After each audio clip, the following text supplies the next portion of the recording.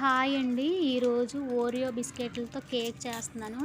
ముందుగా బిస్కెట్ ప్యాకెట్లు తీసుకున్నాను. 4 తీసుకున్నాను నేను. 4 బిస్కెట్ ప్యాకెట్లు కూడా మొత్తం అన్నిటికి క్రీమ్ తీసేసుకుంటున్నాను. క్రీమ్ సపరేట్గా ఎందుకు తీస్తున్నానంటే ఇది లాస్ట్లో కేక్ మీద వేసుకోవడానికి తీసుకుంటున్నాను. ఇందులో పాలు పోసుకొని మిక్స్ చేసుకోవాలి.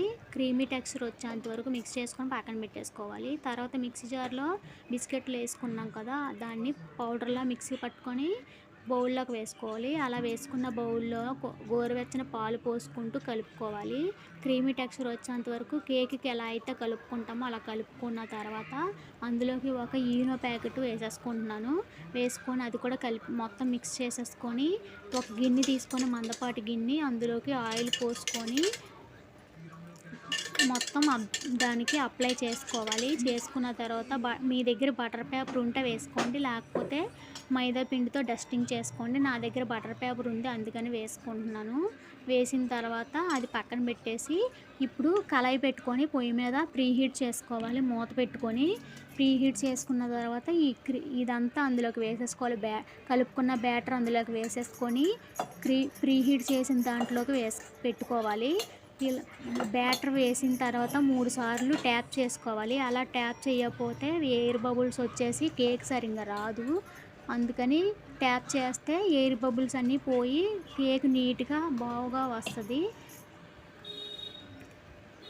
అందులో పెట్టేసుకున్న తర్వాత చెక్ చేసుకోవాలి. ఒక 30 నిమిషాలు అయిన తర్వాత చెక్ చేసుకోండి ఉడికిందో లేదా అని చెప్పి. ఉడకపోతే ఇంకొక 5 నిమిషాలు ఉంచండి.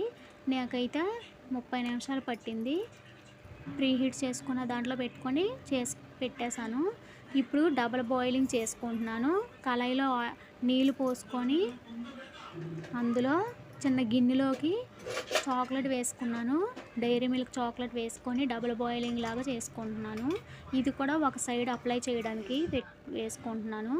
ఒక సైడ్ అది, ఒక సైడ్ ఇది. ఫస్ట్ మనం క్రీమ్ కలుపుకున్నాం కదా, ఒక సైడ్ అది వేసుకొని ఒక సైడ్ ఇది వేసుకుందామని చెప్పి నేను డబుల్ బాయిలింగ్లోకి చేశాను. కేక్ అయితే ఉడికిపోయిందండి. చాకు పెట్టి నేను చెక్ చేసుకుంటున్నాను.